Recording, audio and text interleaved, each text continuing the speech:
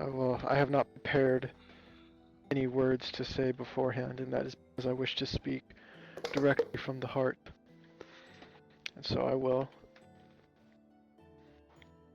Right, Æduárd sailed here years ago with only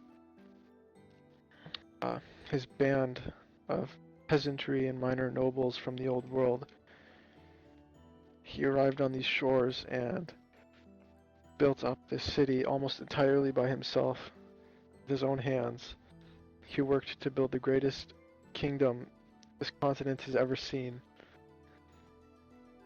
In the process, he was married to me and sired an heir.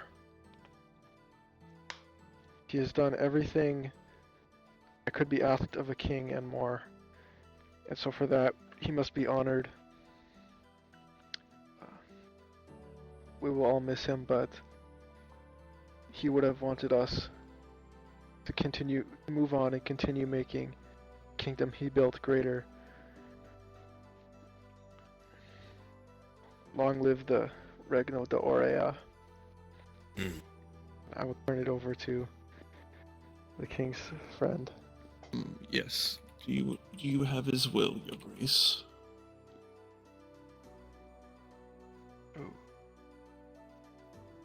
I think it's still in his room. Then I will grab it. Make yourselves comfortable. Sorry, my friend. Oh, no, please move over. I'll be standing shortly. Yes, I will do so.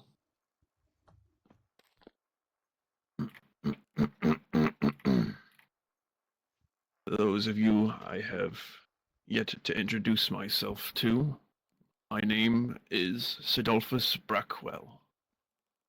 I was a long-time friend of Æduárd back in the old world before he made his way here. When we were boys, we made a promise to one another that if one of us were to pass before the other, the survivor should read his will. I came here today after receiving a letter from him informing me that he was concerned about his health, and that he might not have much time left in this world. I'm saddened that I was not able to make it in time to meet him one last. But I shall continue and uphold that promise we made so many years ago.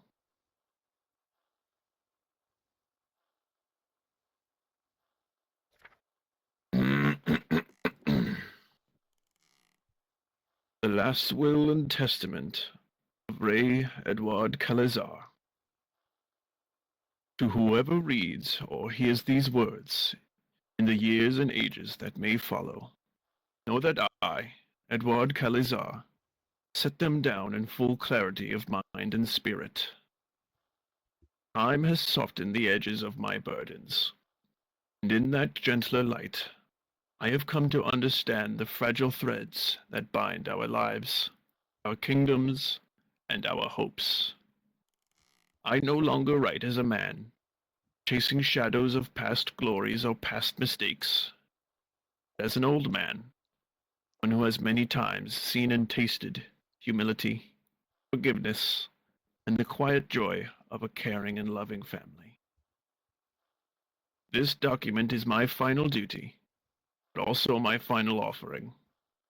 I hope it will be taken as a promise that is, the life I lived, with all its wounds and triumphs, may still serve Aurea and her future.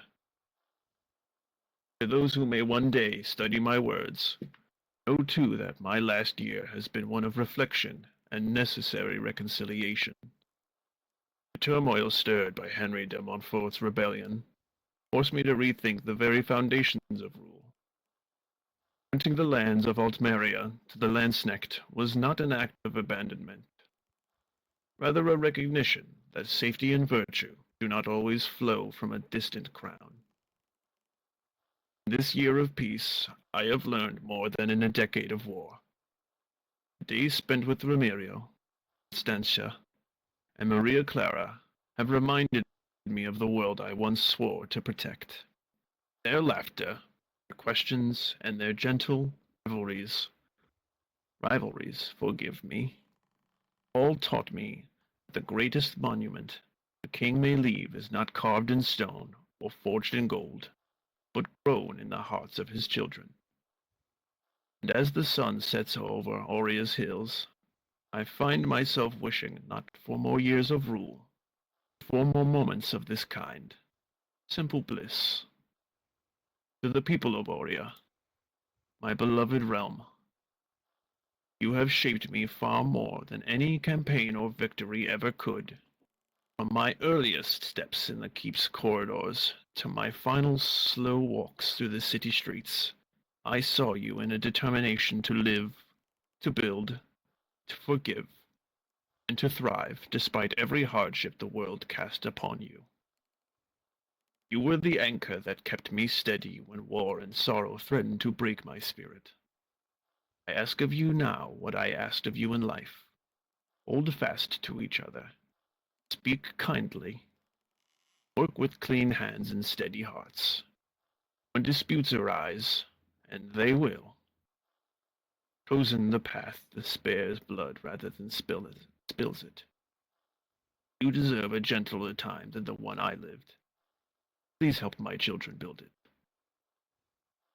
To my beloved Ethel, my queen, my companion, my soul's rest, you entered my life quietly, yet you transformed it with a grace I had never known. Your patience softened my temper. Your counsel steadied my warm rule. Forgive me, I've misread again. These old eyes. Your counsel steadied my rule. Your laughter filled our home with the warmth of hearth in a winter. In this last year, as my strength waned, you carried more weight than any crown demands. And you did so with dignity, humility, and unwavering loyalty. I entrust the regency of Aurea to you, for there is no steadier hand, no kinder heart to guide Ramiro until he is ready. Teach him as you taught me, to breathe before striking, to listen before commanding, and to love his people more than he loves power. Know that every prayer I have left is for you, and every hope I still nurture rests gently in your keeping. To my firstborn and heir, Ramiro. My firstborn, my pride, and hopefully one day my successor. Your spirit is fierce, your curiosity boundless, and your heart good. I have seen the makings of a great king in you, not in your posture nor in your training, but in the moments where you comfort your sisters, or ask difficult questions, or show mercy even when you think no one sees. Remember this when the weight of the crown presses on you.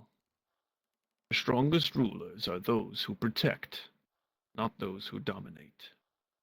Study well with Lucian. Listen to your mother's counsel, and keep your friendships honest and close. I will not live to witness your coronation, but I already know you will honor Aurea better than I ever could. To my sweet Constanza, your kindness has been the brightest candle in the dimming chambers of my life. You have a gift for lifting sorrow from the hearts of others with nothing but your smile. Never let the world harden that softness. Guard it as you would guard a treasure. It will be needed in the court you will grow into. Your life will be long, I pray, filled with love, beauty, and joy untainted by war. When you think of me, think not of the king, but of the father who cherished every moment he had with you. You will always be my sweet little princess. Maria Clara, or as you still prefer, Lofen. You came to us as a storm-tossed soul, frightened, uncertain, shaped by hardships no child should ever have to even endure. Over the past year, I watched you blossom, your hair sunlit and curled by our warm sea winds, your freckles bright as the fields in spring over your now tanned skin, your eyes gentler as you learned that here you are safe. You are not my daughter by blood, but you are by love, by faith, by choice, and by every quiet decision to rebuild your life under our roof. Continue to grow, my big girl. Continue to learn. Continue to heal. Though this crown cannot ever be yours, nor your children's by our law, my love for you is not bound by such matters. Walk with dignity, knowing you are loved and cherished. Frederick Carter, my steadfast companion, how many years did we stand shoulder to shoulder, whether in our armors, beside the royal forge? You were a witness to my worst and my best, yet you remained, loyal as you are. Your hands forged the weapons that defended Aurea, the armor that guarded my life, and the heirlooms that will outlive us all. Teach the children as you once taught me, patience before heat, discipline before strength. And take comfort in knowing your loyalty shaped this kingdom just as surely as any decree I ever signed. Costantino Lante, faithful guardian of my household, unwavering shield before my family, and one of the few men in this life who never wavered in loyalty, you have my deepest gratitude. You stood firm through every storm, never asking for reward, never faltering even when others lost their way. That you named your firstborn after me is a gesture that humbled me more than any victory in battle, or any praise from fellow nobles. Know that I carry that honor with me to my final breath. May your line prosper, and may your sons grow into men of the same steadfast virtue that defines you. Guard Ethel and the children as you have always done, with courage, clarity, and a heart free of selfishness. Aurea is safer because you walk within it. Lucian Albright, you, my friend, are a craftsman not only on the canvas and brush, but on the minds and the spirits. The lessons you have given my children these past years will echo through their lives long after these halls grow silent. Continue guiding them. Challenge Ramiro's sharpness. Nurture Constantia's gentleness. Steady Maria Clara's indomitable spirit. And when they one day draw lines and colors of their own, tell them their father kept their earliest scribbles as treasures until his last day. Siegfried, mein Bruder, we walked the thin line between kingship and brotherhood, and I am forever grateful that you always chose loyalty over ambition. You saw me in my darkest hour and did not turn away. I ask one last thing of you. Keep watch over Aurea from afar, not as its master, but as its friend. If ever Ethel or the children require counsel or shelter, I trust no man more than you to aid them. May we meet again in the peace of God's kingdom, where no borders will divide us more. Those who have passed before me, X, whose pride led him astray, but whose heart sought redemption. Sulej, my dearest confidant in faith, whose plea to end our long cycle of violence now guides my every breath. And all the sisters, brothers, soldiers, and humble folk whose graves lie under Aurea's soil, I come to you with neither fear nor glory, only longing. I hope I have grown into the man you hoped I might become. May we walk together again in a world free of swords and betrayal. To those who remain in Aurea after my passing, the future is now yours. I beg you, break this ancient chain of revenge. Let no more families lose sons to pride or hate. Let daughters grow without the shadow of war. Choose forgiveness when old grudges rise. Choose patience when anger tempts you. Choose peace even when the drum of battle seems easier. My reign was stained by conflict, but perhaps my passing can mark a gentler chapter. Build an Aurea where my children and your children may live in safety, faith, and honest joy. These are the final words I give to you. May they guide, comfort, or steady you when the path seems uncertain. Signed, Æduárd Calezzár, Rey de Aurea. There were many course. years between Æduárd's departure from the old world and the last time I saw him. It is clear how much has changed in the time he has been away and here, how much he has built, and with that it is clear how beloved he was. One thing that I can say for certain has never changed in all his life was his commitment and his steadfastness for those he loved and cared for. This land is his final testament of that love. Thank you for letting me say his final words.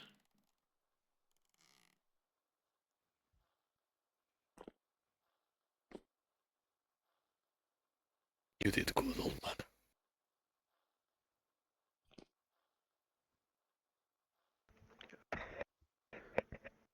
The king had many friends in his time. Many of them were very close, such as Castellan Frederick Carter uh, or König Siegfried. But well, there was one who never desired anything in return from the king. One who didn't have the ambition that so many have. And I think the king valued that. His name was Sulej, and unfortunately, he also passed away recently. God bless his soul. But he as well has left behind his own will that I will read now.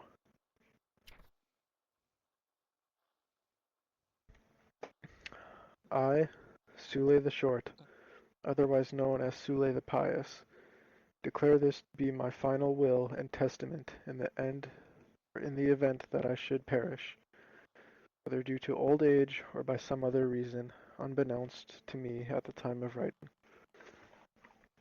I would like Rey Æduárd Calezzár to oversee the management of my personal belongings once I pass away. If this proves impossible, then the next to take his role shall be Duke Bex Cazador, his wife, Sabine Bouchine.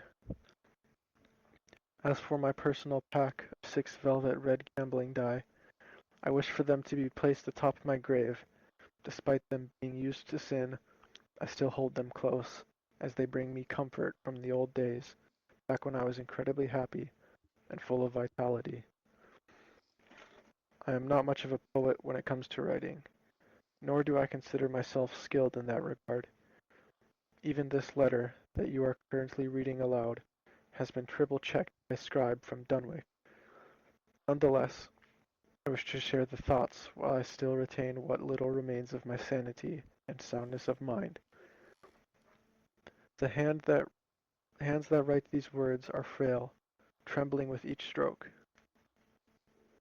The home that once served as my shelter and safe haven has become my tomb, keeping the delirium that has broken out within my mind ever rampant, plaguing my thoughts with false memories and forgotten moments. I cannot even recall the face of my own mother, who brought me into this world. This troubles me deeply, even now. Nonetheless, I am here, and I am sane. Even if only in the form of this letter, I possess little of value to give away, and so I simply allow the ray to confiscate what remains. I hold no anger for this. On the contrary, it gives me peace of mind. As for the church that was erected during my somewhat pathetic lifetime, it has become the center of my world, holding strange visions at bay. To my friends and to those I have held in fond regard, I love you, and I always will. Even you, the one reading this now. I admit, I once held grudges against some who wronged me in the past, mostly over petty matters. Now I see how foolish that was. To Freya, I admit, we were never friends, and most likely never will be. I understand why. Though years have passed since Cornelius's death, I still cannot forget that frozen expression on his face, and yet I cannot hate you. My mind tells me to call you a witch.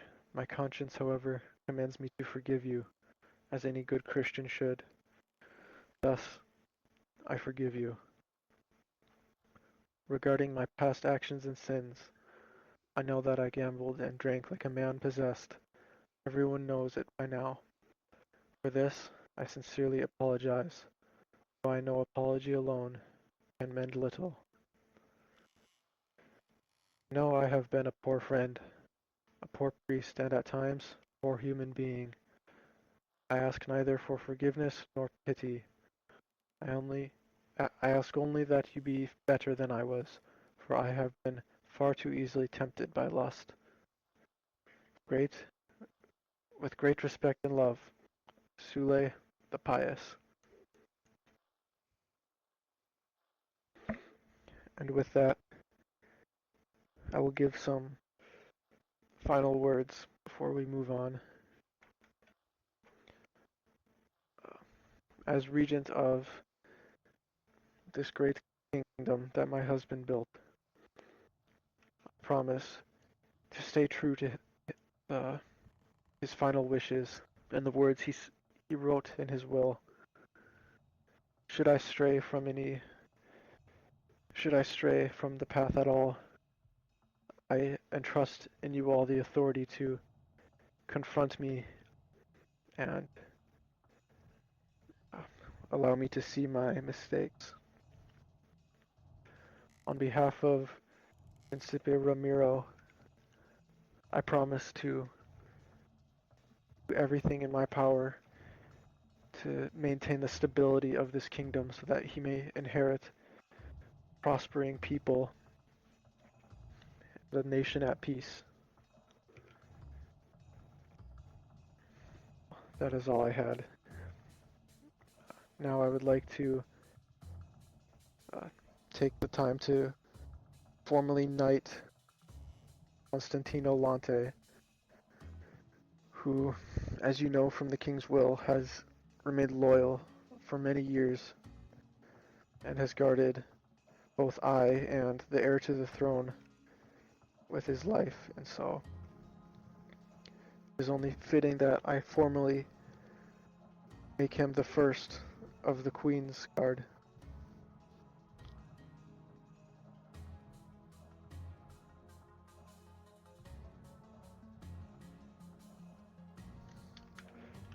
Costantino Lante, kneel before the crown. I, Reina Regente Ethel Calezzár of the Regno de Aurea, by the grace of God, and in the name of Rey Æduárd Calezzár, whose soul now rests with the Lord, call upon you to swear a sacred oath. I, Costantino Lante, do hereby swear upon to the sacred altar before the crown of Aurea and all present witness this solemn oath of knighthood.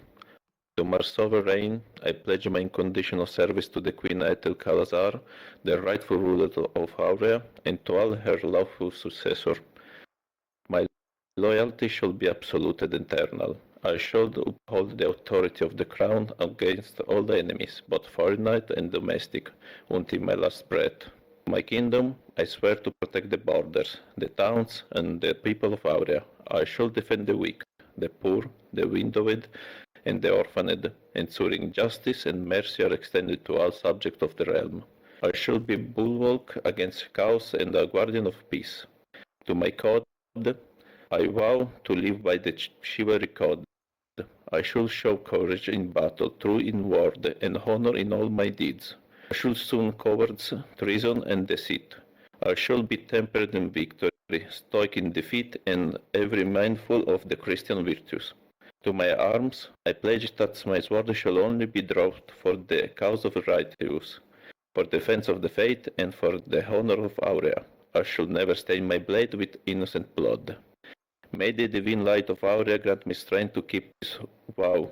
Shall I break this oath, my name should be stricken from the roll of honor, and may I forfeit my soul, my lands, and my life. By my honor and by my blade, I am sworn.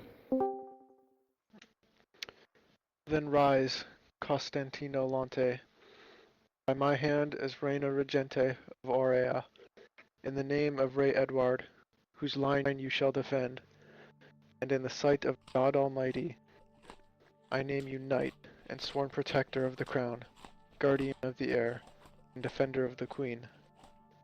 Be valiant, be steadfast, and be true. Let your life be your oath.